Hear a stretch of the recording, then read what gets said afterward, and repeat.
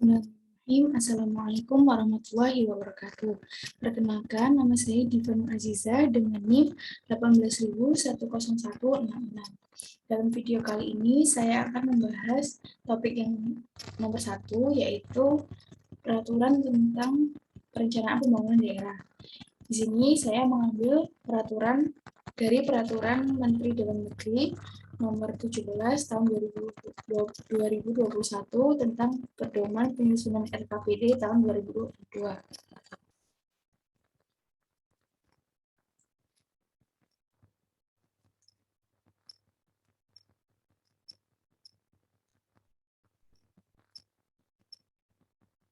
Dalam presentasi kali ini, saya akan menjelaskan tentang RKPD tahun 2022, Pedoman Penyusunan RKPD, proses perencanaan daerah, dan juga arah kebijakan nasional. Sebelumnya, kita harus tahu dulu apa itu pengertian dari pemerintah daerah dan perangkat daerah. Pemerintah daerah merupakan kepala daerah sebagai unsur penyelenggara pemerintah daerah yang memimpin pelaksanaan unsur yang menjadi kewenangan daerah otonom. Contohnya seperti gubernur, bupati, ataupun wali kota. Sedangkan perangkat daerah merupakan unsur pembantu kepala daerah dan DPRD dalam penyelenggaraan urusan pemerintahan yang menjadi kewenangan daerah. Contohnya seperti sekretariat daerah, dinas daerah, kecamatan, dan juga kelurahan. Kemudian, pengertian dari RKPD atau singkatan dari RKPD adalah Rencana Kerja Pemerintah Daerah. Pengertiannya adalah dokumen perencanaan daerah untuk periode 1 tahun.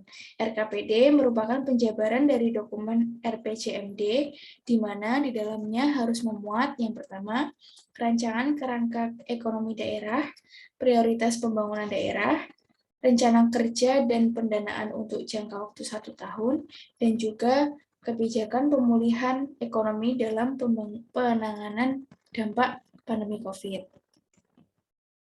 Kemudian terdapat 2 jenis RKPD. Yang pertama ada RKPD provinsi, yang kedua ada RKPD kabupaten atau kota.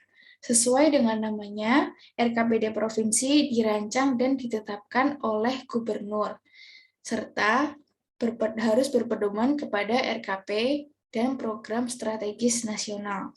Sedangkan RKPD kabupaten atau kota dirancang dan ditetapkan oleh bupati atau wali kota, serta harus berpedoman kepada RKP, program strategis nasional, dan juga RKPD provinsi.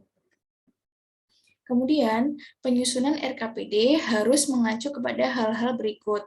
Yang pertama, arah kebijakan dan sasaran pokok RPJPD dan program prioritas nasional dalam RKP untuk RKPD provinsi.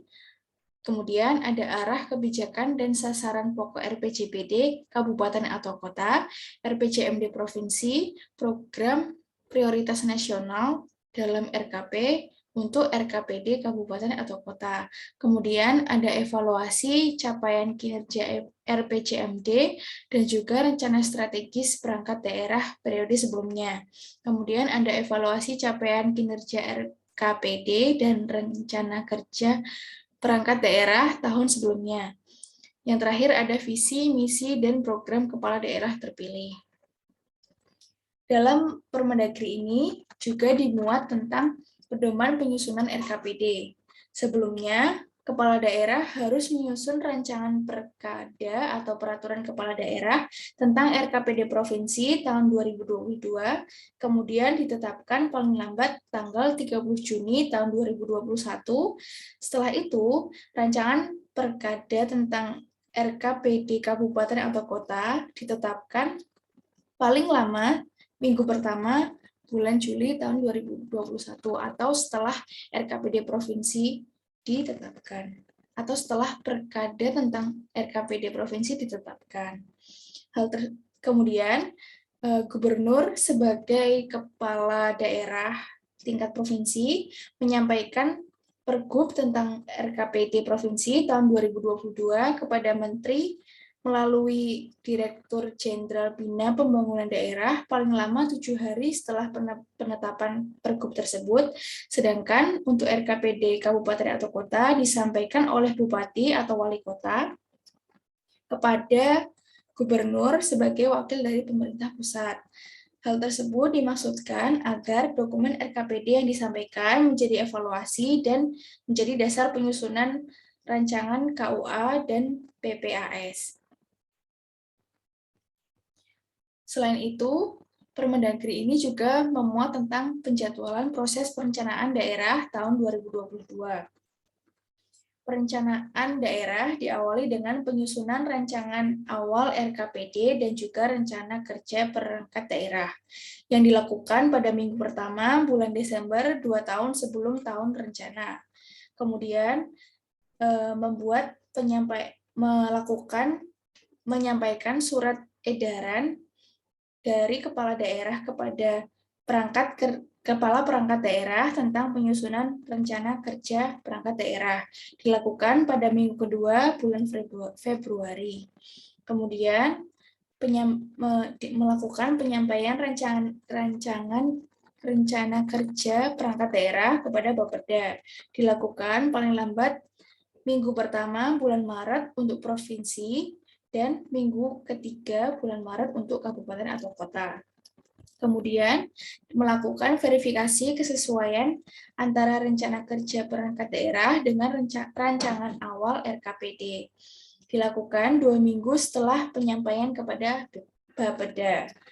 Kemudian, dilanjut kepada pelaksanaan forum atau lintas perangkat daerah. Dilakukan 2 minggu setelah adanya surat edaran. Kemudian ada penyusunan rancangan RKPD. Dilakukan 1 bulan untuk provinsi dan 1 minggu untuk kabupaten atau kota. Kemudian ada penyampaian pokok-pokok pikiran dari DPRD. Kemudian ada penyampaian surat edaran gubernur tentang rancangan RKPD provinsi kepada bupati atau wali kota. Dilakukan pada minggu ketiga pada bulan Maret. Kemudian setelah itu dilakukan musrembang pada minggu kedua bulan April untuk provinsi dalam jangka waktu 1 hari dan juga pada minggu pertama bulan April untuk kabupaten atau kota dalam jangka waktu yang sama yaitu 1 hari. Kemudian disusun rancangan akhir RKPD dilakukan paling lambat akhir bulan Mei. Kemudian melakukan fasilitasi rancangan perkada tentang RKPD oleh gubernur. Dilakukan minggu pertama dan kedua pada bulan Juni. Yang terakhir adalah penetapan RKPD paling lambat bulan Juni untuk provinsi dan awal bulan Juli untuk kabupaten atau kota. Kemudian ada arah kebijakan pembangunan nasional. Arah kebijakan pembangunan nasional merupakan pedoman untuk merumuskan prioritas dan sasaran pembangunan nasional, serta rencana program dan kegiatan pembangunan daerah. RKPD yang disusun haruslah sesuai dengan arah kebijakan pembangunan nasional. Kemudian, sesuai dengan tema RKP tahun 2022 tentang pemulihan ekonomi dan reformasi struktural, terdapat beberapa fokus pembangunan yang akan dituju. Beberapa di antaranya adalah yang pertama tentang UMKM. Dilakukan untuk meningkatkan peran UMKM terhadap ekonomi nasional, karena dilihat adanya pertumbuhan wirausaha sebesar 3% dan adanya kontribusi terhadap PDB yang cukup besar, yaitu sebesar 63%. Kemudian ada pada bidang infrastruktur, dilakukan untuk meningkatkan pemerataan infrastruktur yang ditandai dengan pencapaian pembangunan rumah susun dan perumahan swadaya, jaringan pelabuhan utama terpadu, dan juga konsumsi listrik dari masyarakat. Yang ketiga, ada transformasi digital. Dilakukan untuk meningkatkan pemerataan dan kualitas layanan digital dengan adanya, karena di Indonesia ini memiliki masyarakat dengan pengguna internet yang cukup tinggi, cukup banyak, dan juga ada banyak juga SDM yang mempunyai potensi dalam bidang digital. Dan terakhir, tentunya reformasi kesehatan dilakukan dalam rangka penanganan COVID-19 dengan meneruskan vaksinasi serta untuk memperkuat sistem kesehatan nasional. Mungkin itu yang bisa saya sampaikan dalam video kali ini. Semoga bermanfaat. Mohon maaf apabila ada kekurangannya. Wassalamualaikum warahmatullahi wabarakatuh.